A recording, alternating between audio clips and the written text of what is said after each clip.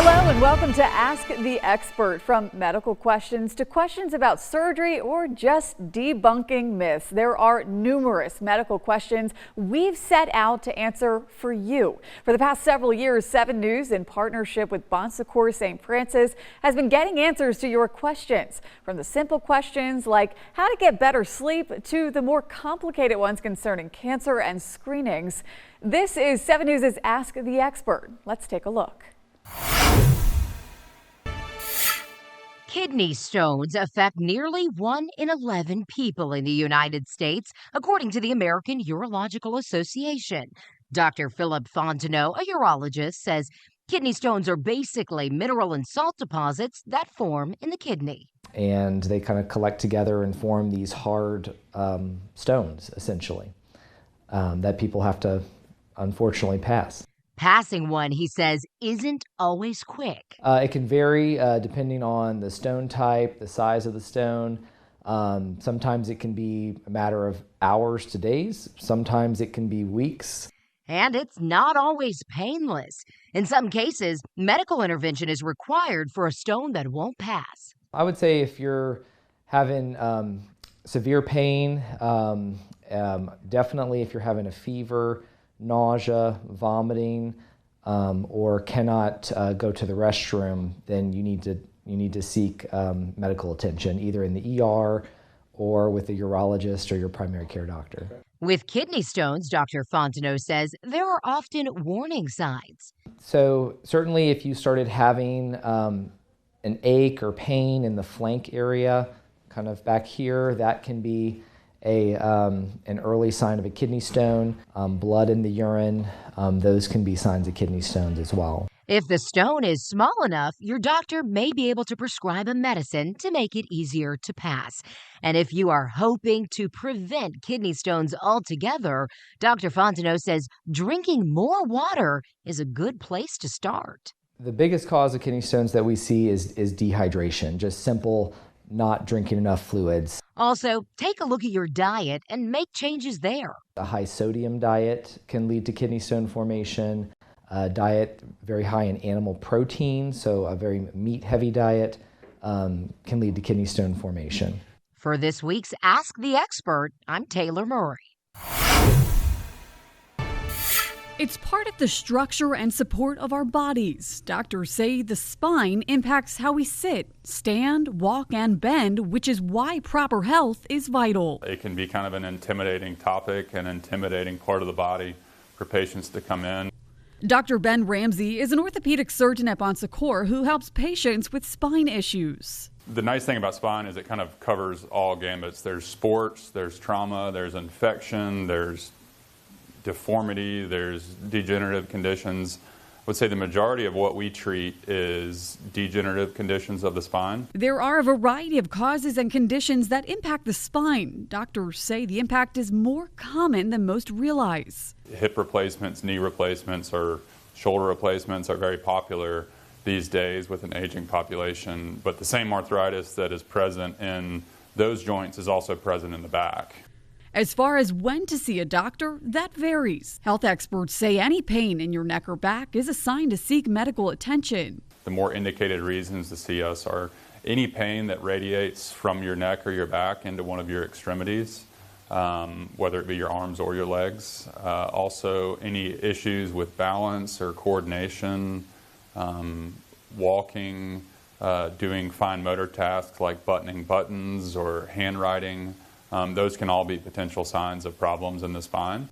Doctors say help comes in different forms, ranging from physical therapy to, in more severe cases, surgery. One of the first things we start with is physical therapy, anti-inflammatory medications, as long as those are indicated for that patient and their medical history. And then we kind of start to build a relationship and decide whether or not surgery is something that may benefit them in the future. While some conditions are unavoidable, to improve your spine health, doctors recommend being cognizant of your posture and other day-to-day decisions. Whether it's posture when looking at your phone, or the height of your workspace at work, or the types of activities you do may not affect you in the short term, but over time they can add up. For this week's Ask the Expert, I'm Kelsey O'Donnell. Doctors say all it takes is one bite and as little as 36 hours for Lyme disease to enter your body. Lyme disease is an infection caused by a bacteria carried by a common tick that lives in the United States. Dr. Matt Delfino, Regional Medical Director at AFC Bon Secours Urgent Care, says that bacteria is called Borrelia burgdorferi. Once it enters the body, it can trigger widespread side effects. You can have inflammation in your skin, joints, heart, and nervous system.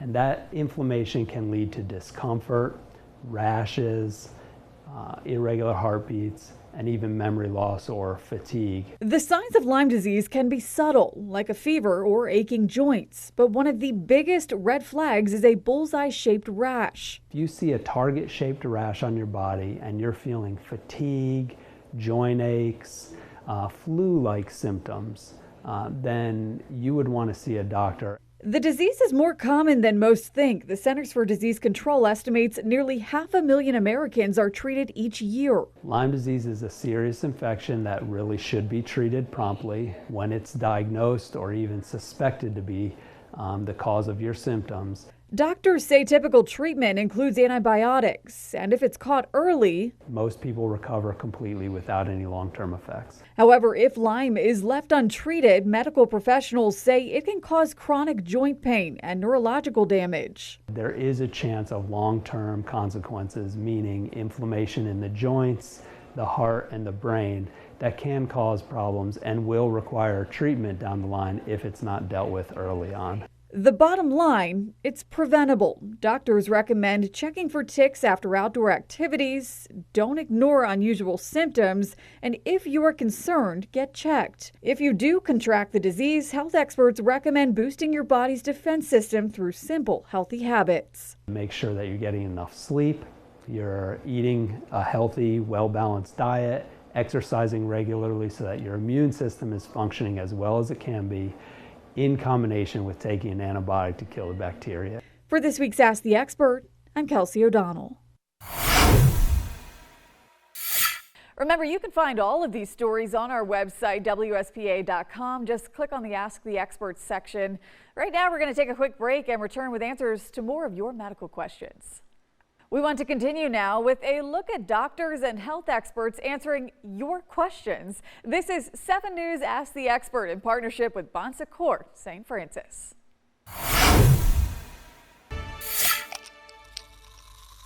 62% of American adults drink alcohol, says a study from Pew Research Center. But every sip can pose a risk to your health, according to health experts. There is a relationship between many common types of cancer and alcohol use. As a growing number of Americans opt for a sober lifestyle, Dr. Stephen Dyer, Bon Secours Medical Director of Oncology, says that's a good thing. Even light users of alcohol who have one drink a day may be at slightly increased risk of certain types of cancers. Doctors say consuming any type of alcohol, including beer, wine, or spirits, increases your risk for cancer. Primarily, we think about that for aerodigestive tumors, things like throat cancer or esophagus cancer. But a couple of the other ones that we do see, liver cancer is more common in alcohol users. For women, there's another cancer risk that goes up with alcohol use. There also is a slight increased risk even of breast cancer for women who are alcohol users. The CDC says more than 20,000 people die from alcohol-related cancers in the U.S. every year. Dr. Dyer says it's simple. The less you drink, the lower your risk. If you're going to consume alcohol, that doing it in moderation is the lowest risk for developing cancer related to that. And the more alcohol consumption that you participate in, unfortunately, the higher your cancer risk is going to be. If you believe you are struggling with excessive alcohol use or have questions about how to drink less, reach out to your doctor. For this week's Ask the Expert, I'm Taylor Murray. Everyone coughs sometimes, and according to the Cleveland Clinic, that's a good thing because it helps you get rid of substances that can irritate your airway. We need to realize that a cough is actually a protective mechanism. But when a cough lingers too long, family nurse practitioner Ruthie Krapp says you should get it checked out. So if you've been coughing for, 8 weeks or longer, that's a little bit too long. It could be caused by something else. So you really do need to kind of seek an evaluation from your primary care provider to see kind of what's going on. Nurse Krapp says up until that 8-week mark, a persistent cough is usually the symptom of a recent viral respiratory infection like bronchitis or the flu. But after 8 weeks, it could be something more serious or chronic. After that, we're looking into other causes of cough, like reflux. Acid reflux can cause a cough. Even if you're not experiencing that sort of burning sensation, it could be due to smoking. So if you're smoking, you definitely should stop. Left untreated, a chronic cough can be a nuisance. Most likely it's occurring more at night, and so you're not getting very much rest, and so you're more fatigued during the daytime. And Nurse Krapp says it can be dangerous. You can experience lightheadedness, getting dizzy, maybe even coughing so hard that it leads you to vomit. You could potentially break a rib. That's why she says you should see a doctor, especially if you also experience shortness of breath, chest pain, or notice blood when you cough. Your provider, if you go see them, they can, depending on the cause, you can do nasal sprays, which can kind of cut down on that postnasal drip. You can do inhaled, like using inhalers with steroids that will calm down the inflammation. After you see the doctor, Nurse Krapp says you can also try these things at home to soothe your cough. Things like a humidifier are great, and things like, drinking a lot of water and staying hydrated, because that's going to help thin those secretions, help you get them out easier. And then you can do things like cough drops. For this week's Ask the Expert, I'm Taylor Murray. Health experts say visiting a doctor of any kind can create unwanted stress or anxiety, and being referred to a cardiologist could get your heart racing. So during the initial appointment, it's mostly fact-finding and listening on our part. Dr. Jason Cuomo, an upstate cardiologist, also known as a heart doctor, is breaking down what to expect during your first visit. So the cardiologist is going to ask you a lot of questions to try to get a sense for what kind of shape you're in, what symptoms you may be having, and whether you need any further testing, counseling, or advice. While the reason for referrals can vary, doctors say there are some symptoms that raise red flags. Most of the time, patients are referred to us with a symptom that's concerning for heart disease, and such symptoms include chest pain, shortness of breath, palpitations of the heart, or even loss of consciousness. But medical professionals say physical symptoms are not the only reason to schedule an appointment. So a patient with a strong family history of cardiovascular disease or other risk factors for heart disease would benefit from routine preventative care under a cardiologist. Not everyone needs to be seen. Doctors say how often you visit will usually be determined during your first appointment. It's going to depend on what we're treating, and if there's no active medical issue for us to take care of, it might be every 6 or 12 months. If there's an issue that's more acutely concerning, like if I'm trying to get your blood pressure under tighter control, I might bring a patient back every 2 to 3 weeks to do that. Regardless of why you are referred to a cardiologist, doctors are hoping to ease some of your concerns. However, if you are experiencing extreme chest pain or severe difficulty breathing, health experts say it's best to go straight to the emergency room. For chest pain lasting longer than 10 to 15 minutes, that's an ambulance call. For anything else, we're happy to pitch in. For this week's Ask the Expert, I'm Kelsey O'Donnell. Don't forget to submit a health topic to our Ask the Expert series. Go to our website, click the news tab, and look for Ask the Expert. It's simple. More of your questions answered by our Bon Secours St. Francis medical experts after this. Welcome back as we continue to get answers to your various health topics. We continue now with our partners at Bon Secours St. Francis. This is 7 News' Ask the Expert. Patients will come in with a variety of concerns or complaints. From what is my diagnosis to how often should I take my medication, Dr. Sharif El-Abari has seen and heard it all through the years. A lot of them just want to know what tests they need, if they're doing everything right or what needs to be checked. They're some of the most common questions and concerns asked by patients that El-Abari says primary care doctors can help with. Primary care, we do a variety of things. We're kind of your home base, and we help with regular colds all the way to, like, chronic diseases. We definitely recommend people get involved in their health care and try to learn as much as they can. But doctors say to be careful where you get your information. Sites like Mayo Clinic, WebMD, Healthline, those are good sites that have valid information, that are well vetted and written by professionals. When you get into things like Reddit and Facebook, there's a lot more kind of risky information or potential misinformation, and I wouldn't put too much faith in. While self-diagnosis based on online information is tempting, it can be unreliable, which is why they say getting your questions answered by a trained medical professional is important. I mean, if it's worrisome, like if someone's having like a pressure in their chest, it could be acid reflux, it could be arthritis of some sort, it could be a heart attack. And so how do you know? And a lot of times we don't even know unless we do more tests. Sometimes they'll refer you to a specialist for further evaluation, but the first step is meeting with a doctor to get to the bottom of your concerns. And that's where, the education and the experience really comes into play. For coming to see your physician, they can help you pick out what's serious and what's not. For this week's Ask the Expert, I'm Kelsey O'Donnell. All carbs are bad for you. Health experts say that's a myth. Late-night meals will cause you to gain weight. That's also a myth. And eating healthy is too expensive. Well, you guessed it, it's also a myth. According to medical professionals, those statements are some of the most inaccurately shared concepts on social media. One nutrition myth would be that carbohydrates are bad for you, but they are the body and especially the brain's preferred source of energy. With carbohydrates, it's really the quantity and the quality of the carbs that we choose to have. Registered dietitian Brianna Grand says while there are some truths buried beneath those statements, they're commonly taken out of context by influencers. Like someone that's promoting, cutting out an entire food group or drastically reducing calories.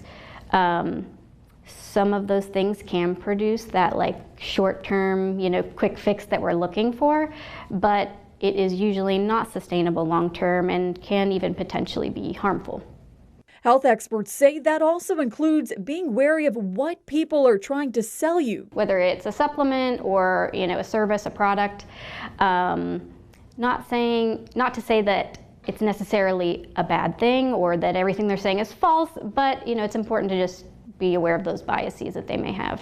There are some research-backed diets that health experts do promote. We should focus on more of the fruits, the vegetables, the whole grains, those carbohydrates that have more fiber in them. Grant says a well-balanced diet will benefit our bodies in the long run. But also has, immediate effects of, improving the energy that you have throughout the day. Health experts say to focus on what you eat. Is it processed? Is it high in sodium?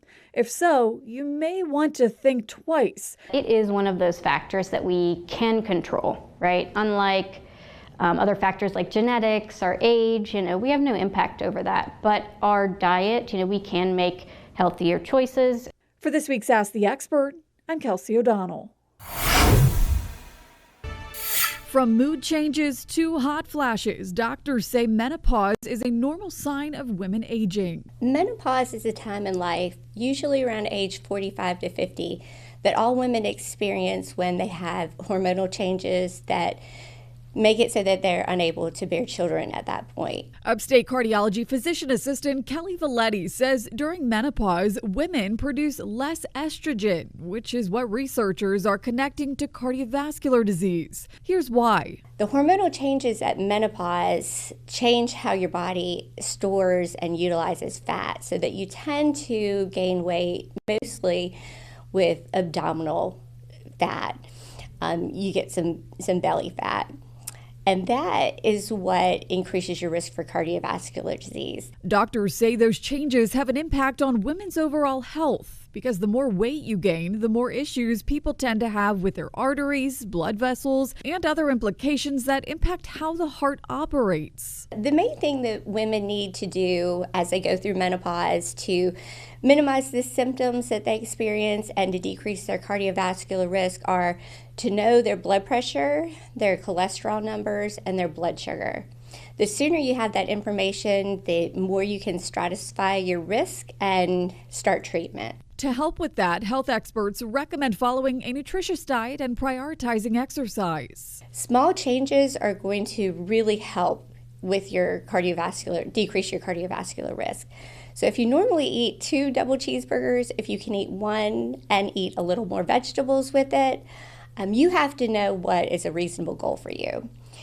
It's the same way with exercise. It's recommended to do 150 minutes of moderate aerobic exercise a week. But if you right now are only walking out to your mailbox once a day, a reasonable goal might be just walking to your mailbox three times a day. According to the American Heart Association, heart disease is the leading cause of death among women in the U.S. And while it's not guaranteed you will develop cardiovascular disease during menopause, doctors say it's important to know the signs and how to maintain a healthy lifestyle. Even a small step in wellness is a step in the right direction. For this week's Ask the Expert, I'm Kelsey O'Donnell. That's a wrap on this week's Ask the Expert show here on WSPA Plus. Join us every Thursday on 7 News as we seek answers to your top health questions, and each week right here on WSPA Plus. For now, thank you for making an appointment with us today.